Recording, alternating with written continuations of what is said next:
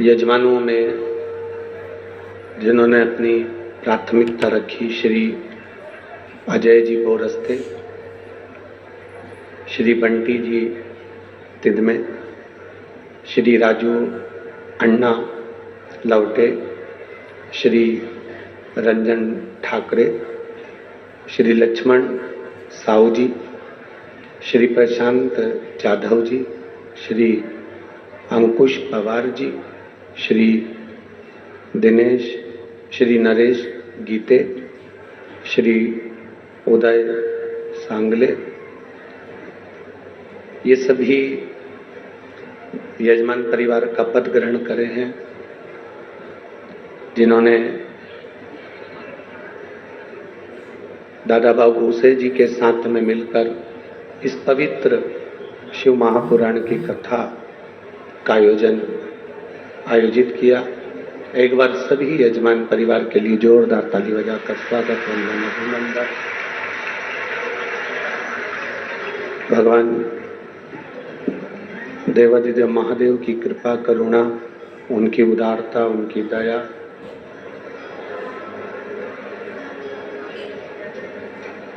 दामोदर मास में कार्तिक के महीने में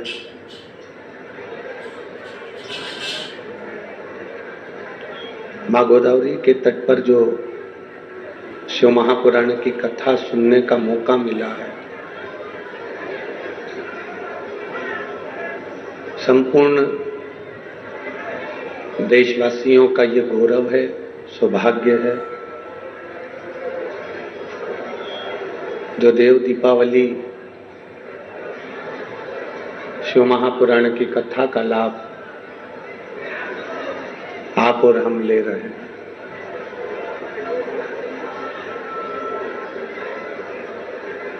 कठिन में भी कठिन है मनुष्य का शरीर, और उस मानव के शरीर में भी कठिन है भगवत भजन।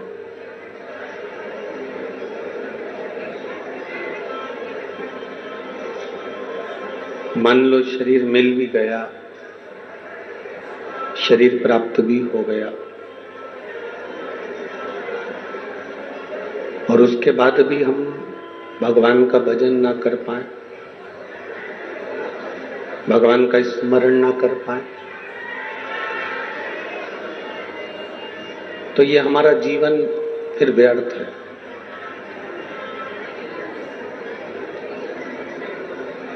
यदि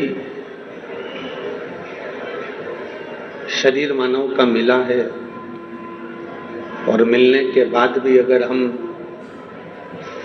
भगवान की भक्ति में नहीं डूब पाए तो हमारा जीवन व्यर्थ है।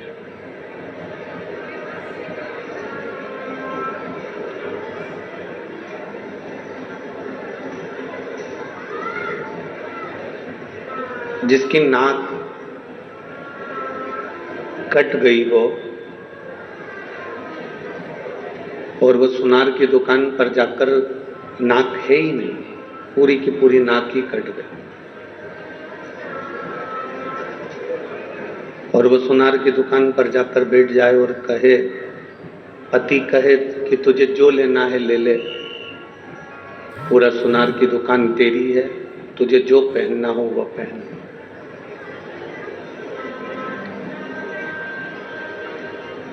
चाहे हार पहन लो,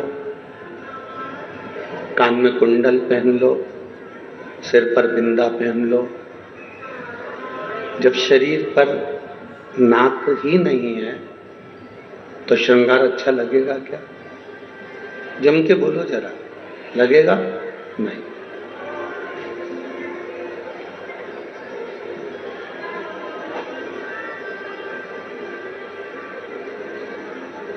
लोग कहते हैं इस पंचवटी में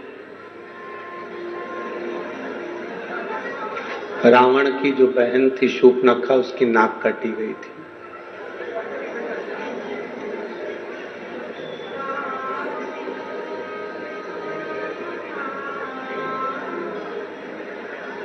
सुनार की दुकान पर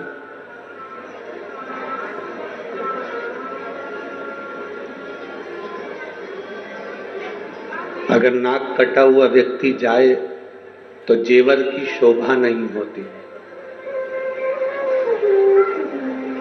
उसमें श्रृंगार की कोई शोभा नहीं है, उसमें आभूषण की कोई शोभा नहीं।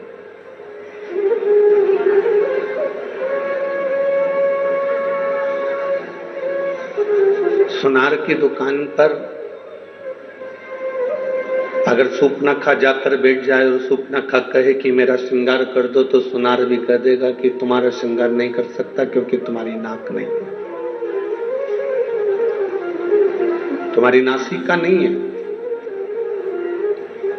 तुम्हारी नाक नहीं है।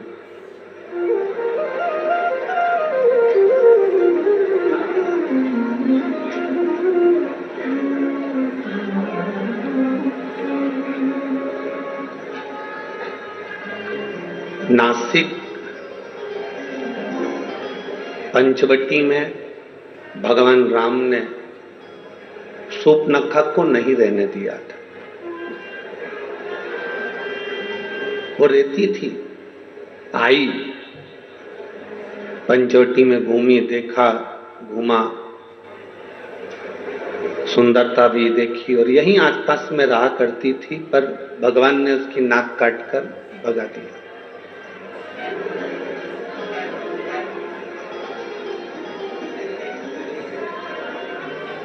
सूपनखा कौन?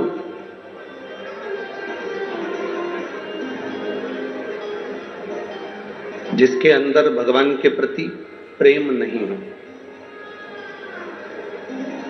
जो भगवान को पहचान नहीं सकती हो, जो भगवान का भजन नहीं कर सकती हो, जो स्मरण नहीं कर सकती हो, जो कभी मंत्र का जाप ना करे, जो कभी स्मरण ना करे, जो कभी भगवान की अविरल भक्ति में ना डूबी हो, वो सूपनखा को भगवान ने नाक काटा और भगा दिया।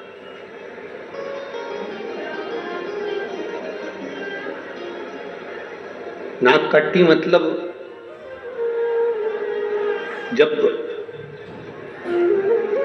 जो भगवान का भजन करने नहीं जाता, जो स्मरण करने नहीं जाता, जो मंत्र जाप करने नहीं जाता, जो कभी भगवान के सत्संग में नहीं जाता, और उस व्यक्ति को बार बार कोई कहता है कि अपने गांव में कथा हो रही है, नासिक में कथा हो रही है, चलो शिव महापुराण की कथा सुनने चलो, वो नहीं जाए तो लोग कह देते दिन भर घर में बुक रहती है, व्यस्त रहती है, थोड़ा सा जाया करो, सत्संग किया करो।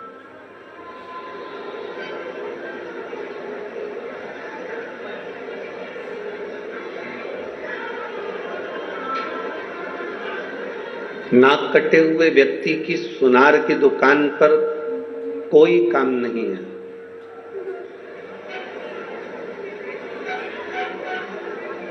नाक कटे हुए व्यक्ति की सुनार की दुकान पर कोई काम नहीं होता। उसी तरह नासिक में नास्तिक का कोई काम नहीं होता।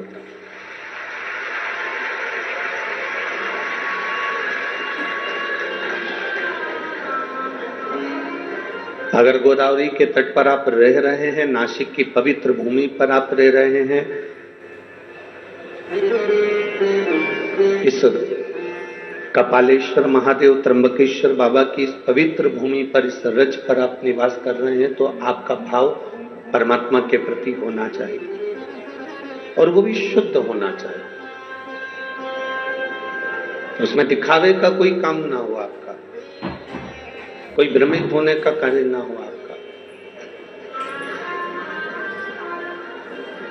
सोमनाथ जी में रहने वाले गुजरात के भाई इतने खुश होते हैं कि हम सोमनाथ जी की धरा पर रह रहे हैं। उज्जैनी में रहने वाले, महाकालेश्वर के पास रहने वाले इतने प्रसन्न होते हैं कि हम उज्जैनी में रह रहे हैं। विश्वनाथ में रहने वाले, काशी में रहने वाले इतने प्रसन्न होते हैं कि हम विश्वनाथ की नगरी में रह रहे हैं। कृष्णेश्वर भीमाशंकर में रहने वाले इतने प्रसन्न होते हैं कि हम कृष्णेश्वर भीमाशंकर की नगरी में रह रहे हैं। नागेश्वर में रहने वाले नागेश्वर को देखकर प्रसन्न होते हैं। केदारेश्वर में रहने वाले केदारेश्वर को देखकर प्रसन्न होते हैं। रामेश्वर में रहने वाले रामेश्वर को देखकर प्रसन्न होते हैं। मल्लिकार्जुन में रहने वाले मल्लिकार्जुन को देखकर प्रसन्न होते हैं। पर 12 ज्योतिर्लिंग में जो प्रसन्नता है उससे 1000 ज्यादा गुना प्रसन्नता त्र्यंबक की भूमि में होना चाहिए, क्योंकि मैं ब्रह्मा विष्णु और महेश तीनों हूं। सारे 12 ज्योतिर्लिंग में केवल महेश भगवान शंकर विराजे हैं, पर केवल एक इस मां गोदावरी का तट ऐसा है, ये भूमि ऐसी है नासिक की, जहां पर ब्रह्मा विष्णु और महेश तीनों एक साथ विराजे हैं। ये वो पवित्र है।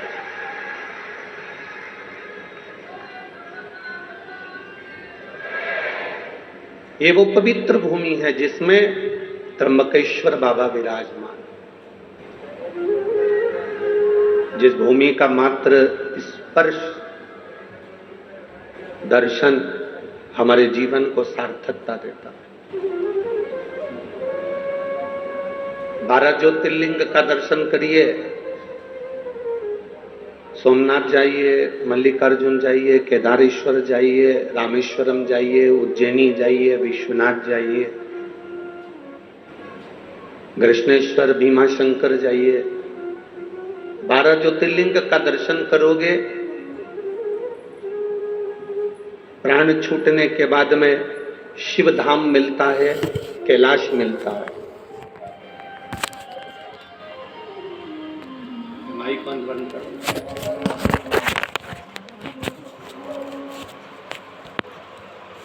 12 ज्योतिर्लिंग का दर्शन करते हो तो शिव धाम मिलता है, कैलाश मिलता है।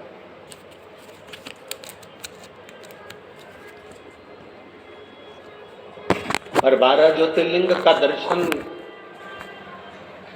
करने वाला व्यक्ति सारे ज्योतिर्लिंग का दर्शन करने के बाद जब त्र्यंबकेश्वर की पवित्र भूमि पर आता है और त्र्यंबक बाबा का जब दर्शन करता है, तो उस व्यक्ति को केवल एक कैलाश नहीं मिलता, उसके सामने ऑप्शंस रख दिया जाता है कि आप ब्रह्मलोक में रहना चाहे, चाहे वैकुंठ में रहना चाहे, चाहे कैलाश पर रहना चाहे।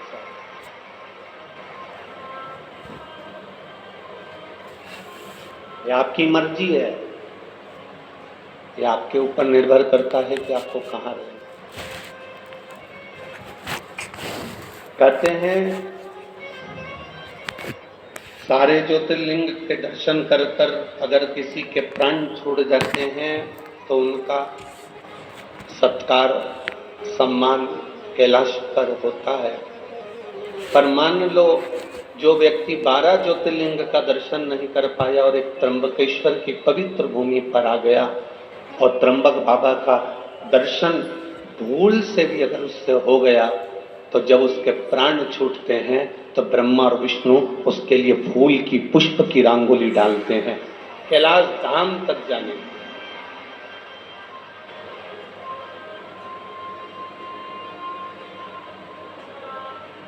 जो नहीं पहचाना उसके लिए हम नहीं कह सकते, पर जो पहचान गया कि त्र्यंबक है क्या, त्र्यंबकेश्वर महादेव का मतलब क्या, शिवलिंग का सार्थत्व क्या,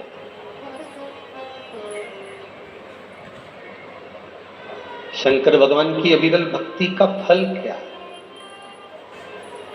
जो नहीं जाना वो अनजान, जो जान गया वो ज्ञान।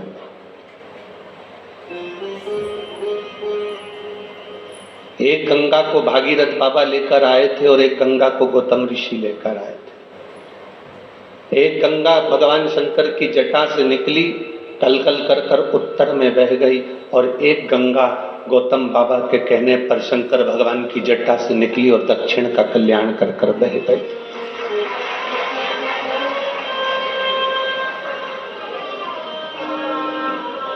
उस गंगा में और इस गंगा में कोई अंतर नहीं है, कोई भेद नहीं। वो गंगा भी भगवान शिव के मस्तक से निकली है और ये गंगा भी भगवान शंकर के मस्तक से निकली।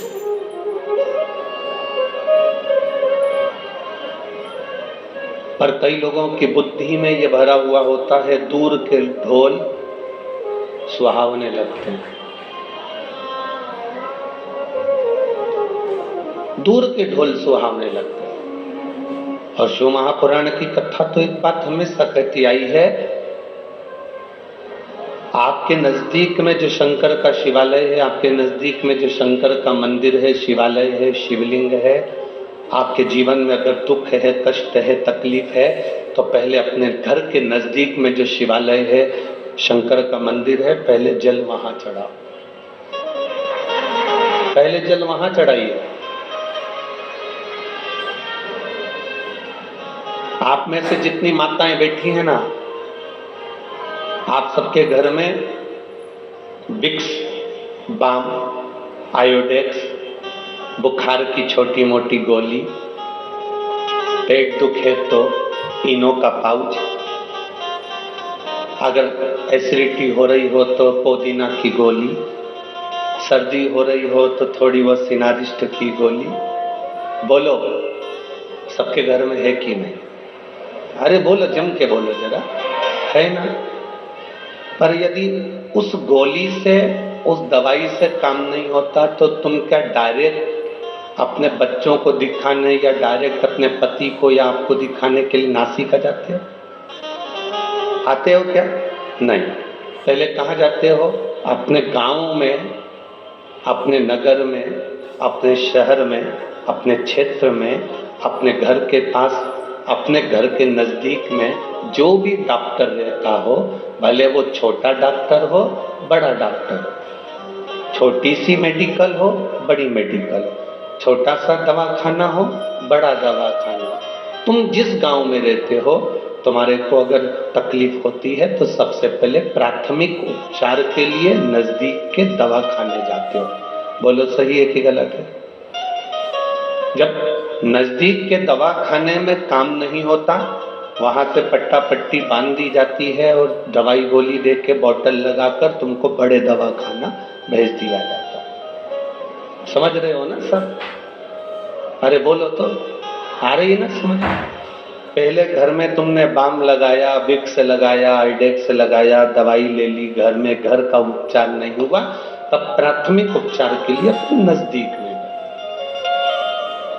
नजदीक के स्वास्थ्य केंद्र पर। जब नजदीक के स्वास्थ्य केंद्र में तुमको देखा, करा, पट्टा पट्टी बांध के दवाई मवाई देकर तुम्हें बड़े स्वास्थ्य केंद्र भेज दिया, बड़े हॉस्पिटल। बड़े हॉस्पिटल कब गए हो? बाद में। पहले घर का इलाज करा, फिर अपने मोहल्ले में जो डॉक्टर थे, जो दवाखाना था, उसका इलाज करा, प्राथमिक इलाज करा, फिर बड़े दवाखाने। उसी तरह जब हमारी जिंदगी में थोड़ा सा भी दुख आए, किसी के पास मत जाओ, सबसे पहले अपने घर में जो कंकर शंकर रखा है, अपने घर में जो रुद्राक्ष रखा है, अपने घर में जो शिवलिंग रखा है, उसकी पूजन करो, उसकी आराधना करो। इसके बाद भी अगर दुख ना कट रहा हो तो प्राथमिक केंद्र पर, मतलब अपने घर के नजदीक में जो शिवालय है, वहां 1 लोटा जल चढ़ाना प्रारंभ करो। 3 महीना इंतजार करो कि हम सही हो रहे कि नहीं हो रहा है। फिर जाकर कहीं मौका मिले तो फिर किसी बड़े शिवालय में जाकर भगवान से प्रार्थना, फिर जा।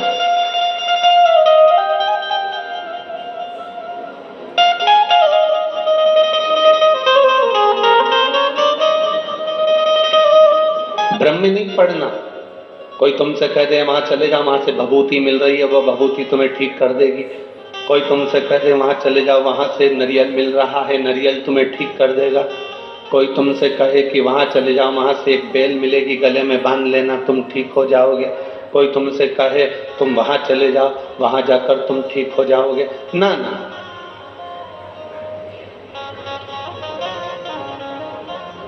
पहले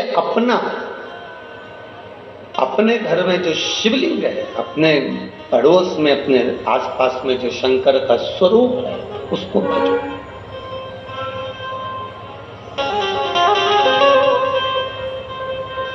हम शिव महापुराण की कथा में एक बात करते आए हैं, आज फिर कर रहे हैं। आपको भीड़ बढ़ाने जाने की जरूरत नहीं है। कथा करवाने वाले टेंट लगा के, कल भी बहुत टेंट लगाया, आज भी बढ़ाएंगे। टेंट लगा के परेशान हो जाते हैं आप लोग। इतनी संख्या में आ जाते हो कि टेंट वाला पहले ही हाथ ऊंचा कर देता है, हमारे पास बिल्कुल नहीं है।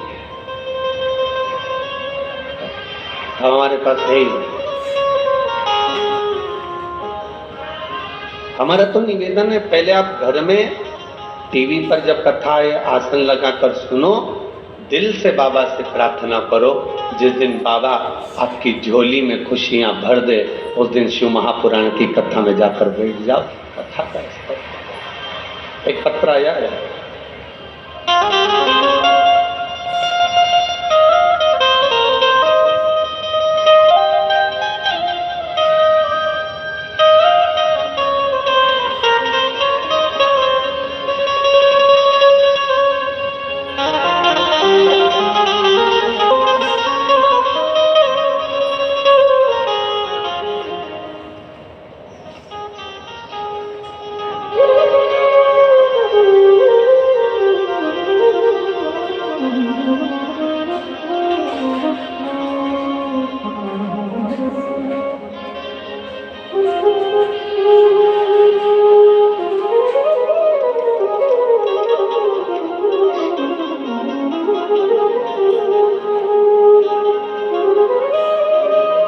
मेरा नाम अल्पेश राजेंद्र बांगुल, मोबाइल नंबर ये है। मैं बणी गांव से आई हूँ, जिला नासिक, तहसील विंडोरी। विंडोरी सही है? ठीक है। कहीं बैठी हैं? हाथ हिला सकती हैं। अल्पेशनी राजेंद्र बांगुल, मोबाइल नंबर ये है, बणी गांव से आई हूँ। कहीं बैठी हैं? हाथ हिला दो दीदी। ठीक है, दिख गए। एक बार वापिस हाथ हिला दो। श्री शिवाय नमस्तुभ्यं। अब ठीक हैं आप? फिर से एक बार हाथ हिलाओ। ठीक है जी। मैं बाबा का क्या वर्णन करूं गुरुदेव। मैं पहले मंदिर नहीं जाती थी, मैं भगवान को बिल्कुल नहीं मानती थी। 2023 में मेरे बेटे को अचानक कान में पीछे दोनों साइड में गठान हो गई। उस गठान का जब इलाज करवाने के लिए हॉस्पिटल गए तो जांचों में मालूम पड़ा कि इसको बड़ी बीमारी के चांस बनने लगे। इसका ऑपरेशन जरूरी है। ऑपरेशन होने के बाद ये गांठ वापिस जांच के लिए जाएगी। तब हम घबरा गए। हम भगवान के मंदिर नहीं जाते थे, हम भगवान को नहीं मानते थे। जैसे आज के लोग भटक गए थे वैसे हम भी भटक गए थे। पर हमारी पड़ोसन ने हमसे कहा, पड़ोसन जी ने जो कहा कि शिव मंदिर में जाकर जल चढ़ाकर बच्चे को नंदी के पास बिठाकर कुंदकेश्वर महादेव के नाम से वो जल पिलाओ और उसकी गांठों पर लगाना प्रारंभ करो। चिंता मत करो, रो मती, कोई बड़ी बीमारी नहीं होगी और ऑपरेशन की भी जरूरत नहीं होगी। हम जांच कराकर आ गए। ऑपरेशन की तारीख निकल गई। पशुपतिनाथ का व्रत मैंने जिंदगी में पहली बार करा और भगवान के मंदिर में पहली बार पांव रखा। इतनी बड़ी जिंदगी में पहली बार जब मंदिर गई, बाबा को केवल इतना कहा, बाबा की कानों में 3 गठाने हैं, पर आप संभालेंगे तो सब हो सकता है।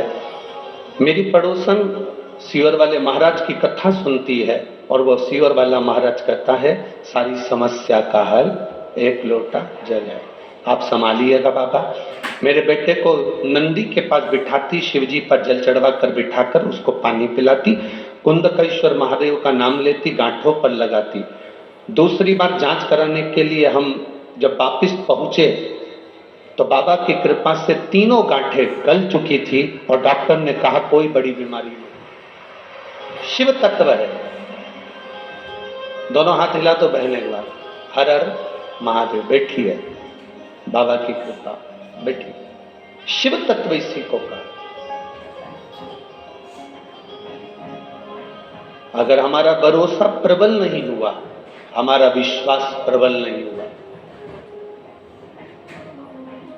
ये पत्र में उन्होंने एक लाइन बड़ी अच्छी लिखी है,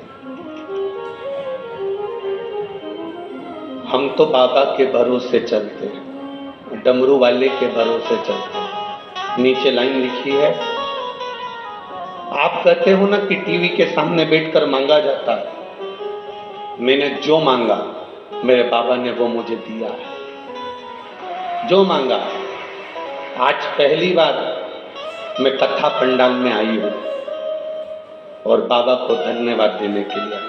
शिव तत्व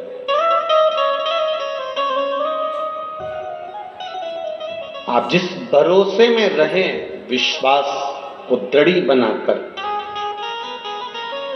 आप भगवान शंकर के मंदिर जाएं, अपने नजदीक में जाएं, कहीं भटकना नहीं। कोई कहे कि वहां ये चमत्कार हो रहा है, वहां चल चलो, वहां पर ये हो रहा है, वहां चल चलो, वहां ये हो रहा है, वहां चल चलो, तुम एक ही बात कहना, वहां जाऊंगी तब चमत्कार का दर्शन करूंगी, उससे अच्छा है मेरा भोलेनाथ चाहेगा तो घर में बिठाकर मुझे दर्शन करा।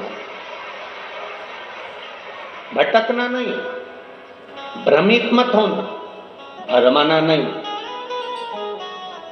कई लोग कह देते हैं कि हम त्र्यंबकेश्वर को नहीं जानते, कोई कहता है हम शिवलिंग को नहीं जानते, कोई कहता है कि त्र्यंबक है क्या, कोई कहता है किस स्वरूप में पूजा जाता है, कोई कहे, उसको कहो।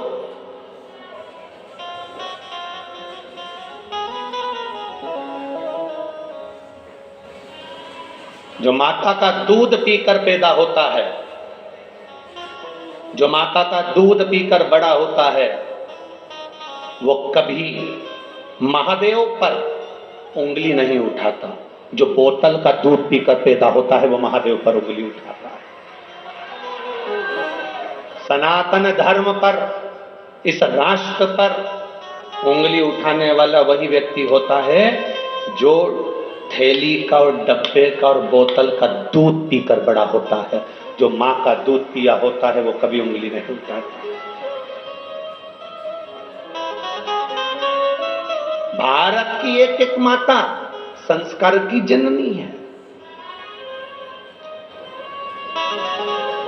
जो अनसुईया मैया ब्रह्मा विष्णु महेश को बच्चा बना देती है, जो मां जानकी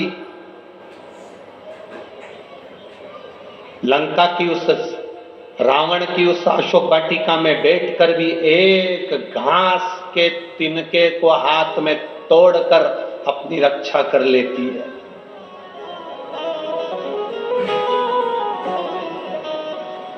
अरे दुनिया के लोग हंसते हैं, कहते हैं एक छोटा सा घास का तिनका, रावण उससे डर गया। रावण छोटा सा घास का तिनका। जब रावण आता था तो सीता उस रावण के सामने वो घास का तिनका हाथ में रखकर बैठ जाती थी और रावण उस घास के तिनके से डरता था। घास के तिनके से रावण डरता था। ऐसा क्या था घास के तिनके में? घास के तिनके में ऐसा क्या था?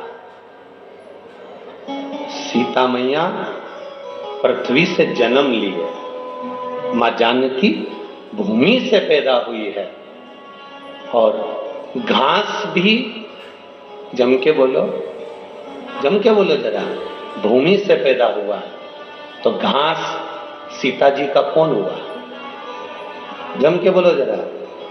भाई, एक नारी अपने पति के साथ जाती है तो भी उसको भय लग सकता है, और एक नारी जब अपने भाई के साथ जाती है तो कोई भय नहीं लगता। नारी को भय पति के साथ भी हो सकता है, उसके मित्रों के साथ भी हो सकता है, देवर जेठ के साथ भी हो सकता है, सास ससुर के साथ भी हो सकता है, पर नारी को, स्त्री को भय अपने भाई के साथ कभी नहीं हो सकता।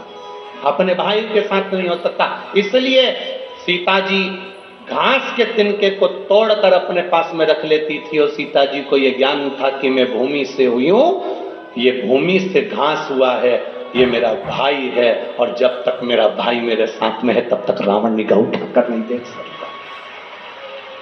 ये मेरा भाई मेरे साथ में है, रावण की इतनी सामर्थ्यता नहीं कि मुझे निगाह उठाकर देख ले, क्योंकि मेरा भाई है।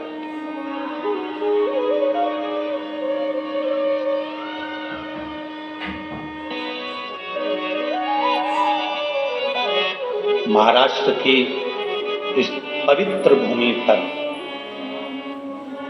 महाराष्ट्र की इस पवित्र धरा पर छत्रपति शिवाजी महाराज की ये पावन धरा, बाला साहेब ठाकरे जी की यह पवित्र भूमि, जिस पर विधर्मी केवल बाला साहब ठाकरे एक बार निकल कर चले जाते थे तो विधर्मियों ने अपने अपने कमरे छोड़कर बाहर भाग जाते थे। आज उस भूमि पर जरा विचार करिए, हम असुरक्षित कैसे नजर आए।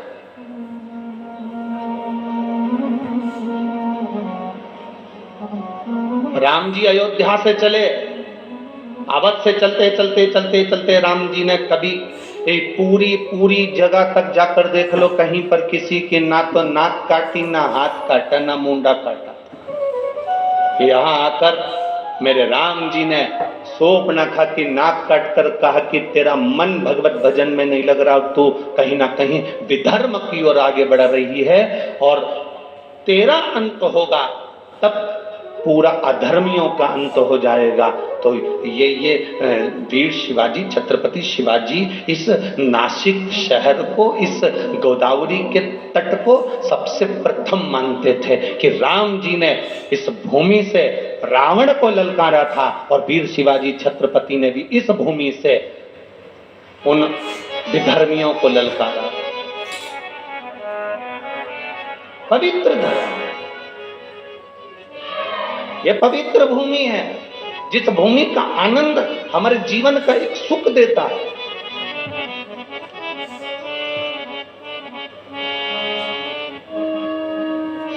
दुनिया के लोग कहते हैं तुमसे कि अगरबत्ती मत लगाओ, मंदिर में बास होगा। दुनिया के लोग बाद में कहेंगे कि दिया मत लगाओ, दिक्कत होगी। कितनी विचित्रता है, कितनी विडंबना है, हम कितना भटक रहे हैं। भगवान की भक्ति से हम दूर होते चले जा रहे हैं। आज का व्यक्ति मेहनत करना नहीं चाहता और शिव महापुराण की कथा कहती है कर्म प्रधान है। शिव पुराण की कथा कहती है कर्म पूरा करो।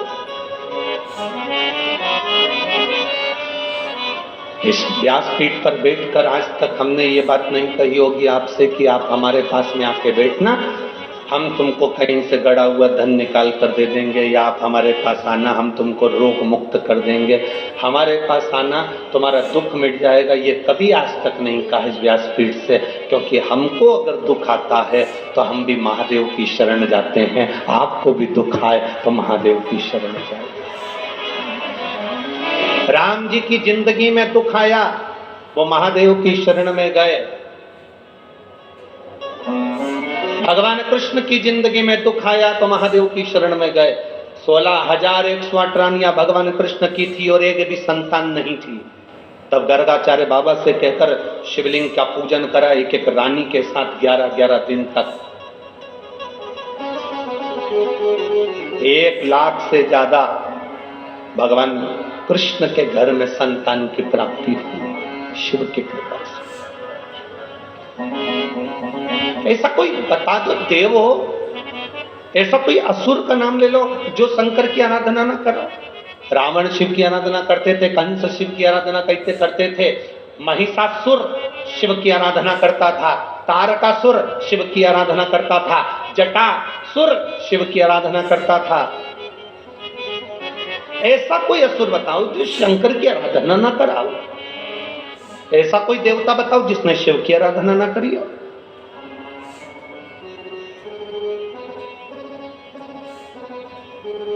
तुम सोमवार का व्रत करो ना करो, तुम मंगलवार का व्रत करो ना, तुम जिस व्रत को कर रहे हो, अगर लक्ष्मी जी की पूजन कर रहे हो, शुक्रवार का व्रत कर रहे हो, तुम कृष्ण भगवान की पूजन कर रहे हो, तुम राम भगवान की पूजन कर रहे हो, तुम देवी जी की पूजन कर रहे हो, तुम दत्त की पूजन कर रहे हो, तुम हरिविठल की पूजन कर रहे हो, तुम पांडुरंगा की पूजन कर रहे हो, तुम गोदावरी की पूजन कर रहे हो, तुम गंगा की पूजन कर रहे हो, तुम गौमाता की पूजन कर रहे हो, तुम वृक्ष लता पत्र की पूजन कर रहे हो, तुम संसार में किसी की भी पूजन करो, पूजन का फल जब दिया जाता है तो उस लिस्ट को, उस फाइल को पहले देवाधिदेव महादेव के पास भेजा जाता है और महादेव उस फाइल को स्वीकृति देते हैं, तब उस फल को दिया जाता है। ऐसा कोई फल नहीं जो भगवान शंकर के बिना आपको मिल जाए। शिव के बिना कोई फल नहीं मिलता, शंकर के बिना फल की प्राप्ति नहीं होती।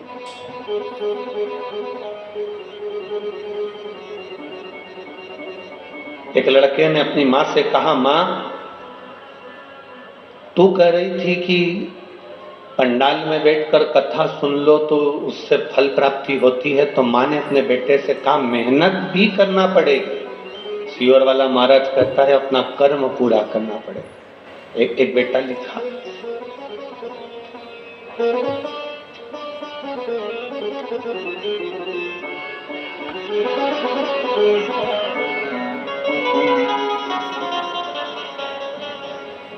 मेरा नाम श्रीमती संगीता सतीश भावसार है। मैं जेल रोड नासिक की रहने वाली हूँ। कहीं बैठी हैं तो हाथ हिला सकती हैं। कहीं बैठी हो? मेरा नाम श्रीमती संगीता सतीश भावसार है। मैं जेल रोड नासिक की रहने वाली हूँ। मेरी बेटी कुमारी सिद्धि सतीश भावसार कहीं बैठी हैं? अगर कहीं बैठी हो तो हाथ, आप ही हैं? दोनों हाथ हिला देगा। मेरी बेटी कुमारी सिद्धि सतीश भावसार बहुत दिनों से सीए की पढ़ाई कर रही है और एग्जाम दे रही, पर उसका एग्जाम क्लियर नहीं हो रहा। कभी 5 मार्क से, कभी 6 नंबर से वो रह जाती थी। मैंने अपनी बेटी से कहा शंकर जी के मंदिर जाया करो, 1 लोटा जल चढ़ाया करो। बेटी से मैंने कहा अब की बार तेरा एग्जाम आ रहा है और नवंबर ये मालेगांव में तो तेरा एग्जाम आ रहा है और मालेगांव की 7 दिन की कथा हो रही है। पंडाल में बैठकर तू मेहनत कर और मेहनत कर कर एक बार शिव पुराण की कथा सुन, भगवान देता जरूर है। पशुपतिनाथ का व्रत किया। गुरुदेव, जो बेटी इतने सालों से सीए क्लियर नहीं कर पाई, चार्टर्ड अकाउंटेंट नहीं बन पाई, मालेगांव की कथा सुनी और केवल 10 दिन निकले थे और बाबा की कृपा से उसका जो रिजल्ट आया उसमें वो उत्तीर्ण हो गई। मैं बाबा को यहाँ नमन करता, बधाई आपको। एक बार हाथ हिला दीजिए, हर हर महादेव। साधुवाद, बधाई बहुत। बैठिए। शिव तत्व इसी को कहते।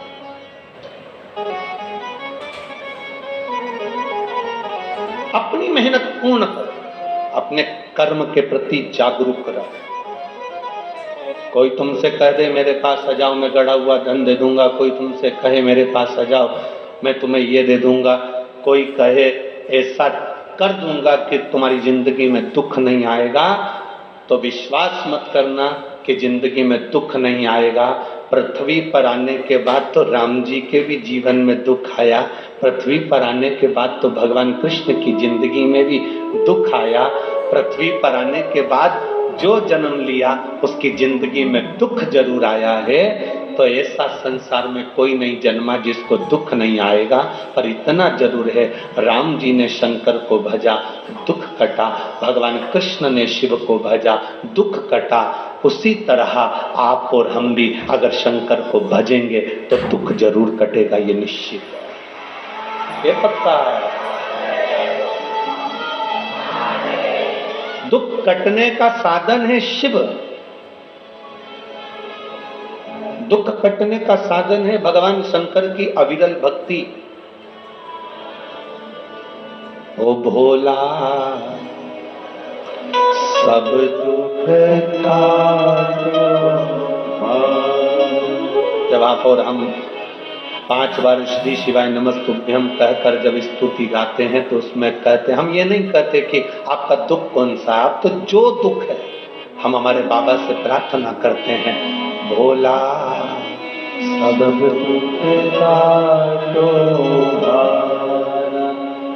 इस स्तुति को करने के लिए जितने लोग आस्था चैनल पर कथा सुनते हैं, जितने लोग टीवी पर कथा सुनते हैं, जितने लोग मोबाइल पर कथा सुनते हैं, जितने पंडाल में कथा सुनते हैं, बाबा से यही मंत्र का जाप करने के लिए और स्तुति करने के लिए आते हैं कि बाबा मेरे जीवन का जो दुख है वो कटे, वो कटे।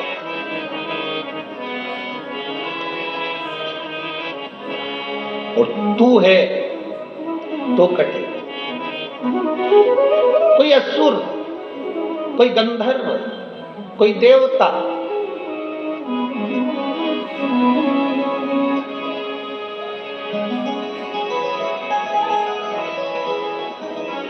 भगवान का दरवाजा ना छूटे। मां, महात्मा और परमात्मा, कौन कौन?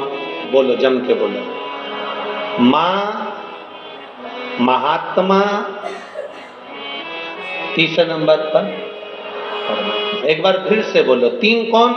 मां, महात्मा और परमात्मा। इन तीन को पकड़ कर रखोगे तो जिंदगी में कभी पीछे मुड़कर देखना नहीं पड़ेगा, आगे बढ़ते चले जाओ। जो अपनी माँ का आदर करना छोड़ देता है, अपनी माँ का सम्मान करना छोड़ देता है, अपनी माँ का हाथ पकड़ना छोड़ देता है, अपनी माँ का चरण पकड़ना छोड़ देता है, वो बहुत लंबा नहीं चल पाता। माँ, महात्मा और परमात्मा। दूसरे नंबर पर है महात्मा, संत, साधु, गुरुजन। संत, साधु, गुरुजन किसको कहा? कोई कपड़े पहन लिया, जटा बढ़ा ली, खूब तिलक छापा कर लिया, खूब सारी माला पहन ली, तो उससे कोई संत या साधु नहीं बन जाता। संत साधु का सबसे बड़ा लक्षण है, संत साधु का सबसे बड़ा गुण है, जो उसके पास जाता है उसके जैसा नर्म बन जाता है और भगवान की भक्ति में डूब जाता है। संत साधु के पास गए और प्रॉपर्टी की बात कर रहे हो, संत साधु के पास गए और जमीन जायदाद की बात कर रहे हो, संत साधु के पास गए और तुम अन्य अन्य बातों को कर रहे हो, तो उसमें सुख का अनुभव नहीं है।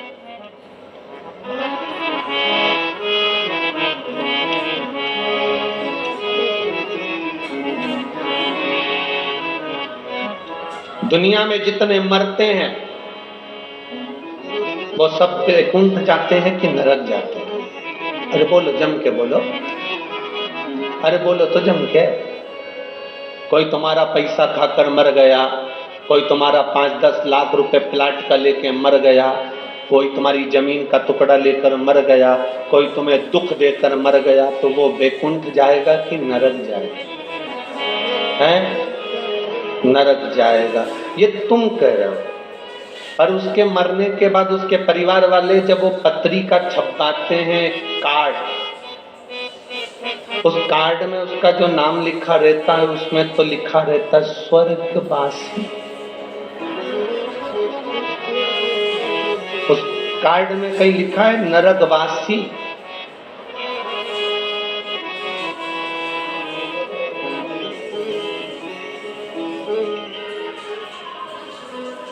विदेश में कोई मरता है तो कह देते एक्सपायर, डेड बॉडी। पर हमारे यहाँ तो कितना भी पापी से पापी भी मर जाए तो भी उसके नाम के आगे लिखा रहता है स्वर्गवासी। क्यों? क्योंकि वो भारत की भूमि पर जन्मा है, और भारत की भूमि पर जो जन्म लेता है वो नरक कभी नहीं जाता। अच्छा चलो जाने दो, तुम्हें सियोर वाले महाराज की बात पे भरोसा नहीं हो तो एक एक पुराण उठाकर बता दो। हिरण्यकशिपु मरा, प्रहलाद का पिता मरे, तो नरक गए कि स्वर्ग गए? बोलो बोलो बोलो क्या? रावण मरा तो वैकुंठ गया कि नरक गया? चलो वो भी जाने दो। जिस हिरण को बाण मारा था वो वैकुंठ गया कि नरक गया? भगवान कृष्ण ने कंस को मारा था, वो वैकुंठ गया कि नरक गया? एक एक पुराण को उठाकर देखना। हिरण्यकशिपु मरा, परम धाम गया, लिखा शास्त्रों में। रावण मरा, परम धाम गया। कंस मरा परम धाम गया, तारकासुर मरा परम धाम गया, क्योंकि भगवान का जो हाथ का स्पर्श कर कर जाता है, भगवान का नाम लेकर जाता है, उसका दर्शन कर कर जाता है, भारत की भूमि की रज का स्पर्श कर कर जाता है, वो कभी नरक नहीं जाता, वो वैकुंठ ही जाता है। कितनों के घर जाकर देख लेना, जिन जिन के घर में कोई बुजुर्ग मर गए हो, उनका फोटो लगा होगा, उस फोटो के नीचे लिखा होगा स्वर्गीय। अब उसके नाम के आगे कभी नहीं लिखा नरकीय, उसमें लिखा स्वर्गीय।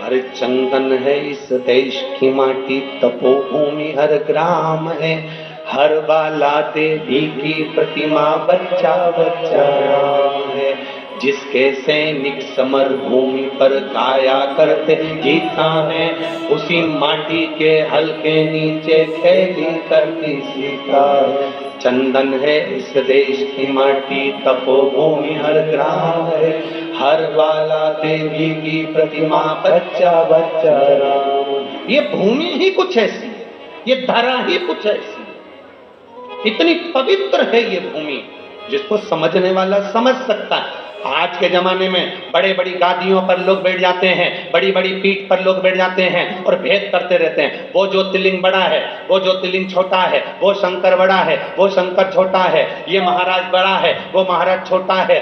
12 ज्योतिर्लिंग में कभी ये मत कहना कि वो ज्योतिर्लिंग बड़ा, कि वो ज्योतिर्लिंग बड़ा।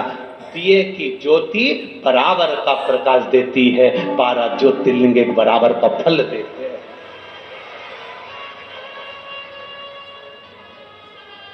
हम भेद कर रहे हैं, हमारी बुद्धि भेद कर रही है। मां दूसरे नंबर पर, जम के बोलो जरा, महात्मा। जो महात्मा तुमसे प्रॉपर्टी की बात करे, जमीन जायदाद की बात करे, धन दौलत की बात करे, संपदा की बात करे, वो महात्मा नहीं। महात्मा का लक्षण है आप उसके पास बैठे और उसके पास बैठकर अगर कहीं आपके भीतर ये भाव जागृत हो जाए कि सही कहा, शंकर के मंदिर जाना चाहिए, एक लोटा जल चढ़ाना चाहिए, ये प्रयास हर एक महात्मा का होना चाहिए। जगत गुरु शंकराचार्य जी पृथ्वी पर प्रगटे थे, तब उन्होंने शंकर भगवान की पूजा का विधान संपूर्ण विश्व में फैलाया था। जगत गुरु शंकराचार्य जी की 4 पीठ पर जो 4 शंकराचार्य जी विराजमान हैं, जगत गुरु शंकराचार्य जी की 4 पीठ पर जो जगत गुरु शंकराचार्य विराजमान हैं, वो भी आज शंकर भगवान की पूजा अर्चना और विश्व के कल्याण को आगे बढ़ाने का लक्ष्य लेकर चल रहे हैं। और जगत गुरु शंकराचार्य जी के जाने के बाद भोलेनाथ ने कोरोना काल में ये शिव महापुराण को कहीं मेरे महादेव ने संपूर्ण विश्व में शंकर की भक्ति को जागृत करने के लिए शिव पुराण प्रारंभ कर दिया।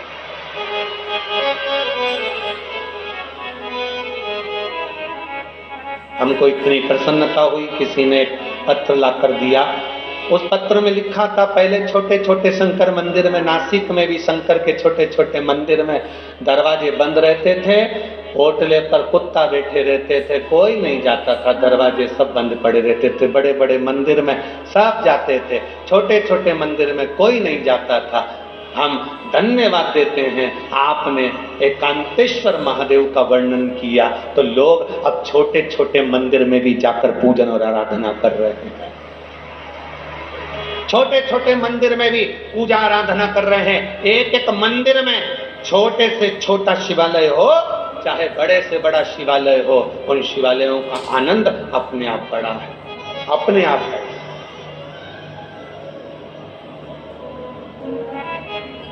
शिव भक्ति की जागरूकता है।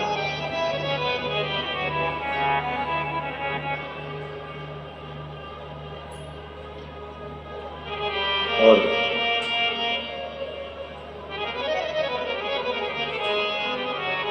अपने देश को, किसी भी देश को जब नष्ट करना होता है तो सबसे पहले उसकी संस्कृति, को नष्ट किया जाता है।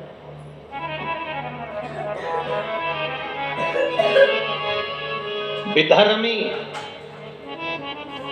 जब किसी राष्ट्र को बर्बाद करते हैं, नष्ट करते हैं, उस पर आक्रमण करते हैं, तो सबसे पहले भीतर घात करते हैं, उसकी संस्कृति को, उसकी सभ्यता को, उसके संस्कारों को नष्ट करते हैं, उसके संस्कारों को नष्ट करते हैं, उसकी संस्कृति को नष्ट करते हैं। और आप सबको मैं धन्यवाद देता हूं, शिव महापुराण के माध्यम से आप लोगों ने जो शंकर के मंदिर में जल चढ़ाना प्रारंभ करा, इस भारत की संस्कृति को फिर आगे बढ़ा दिया। अब बर्बाद नहीं हो सकता। राष्ट्र फिर मजबूत हो गया, सनातन धर्म फिर मजबूत हो गया। धर्म की अधर्म का प्राणियों में और विश्व का एक सनातन धर्म मजबूत हुआ है, जब आप लोग भगवान के देवालय शिवालय तक जा रहे हैं।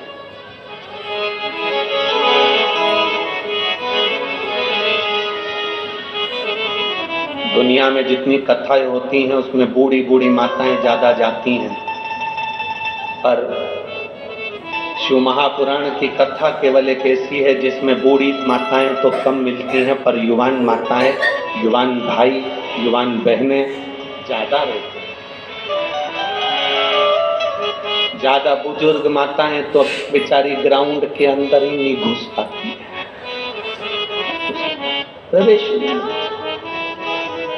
गाड़ी बहुत दूर रोक दी जाती है तो अंदर कैसे जाए? बोलो सही है कि गलत?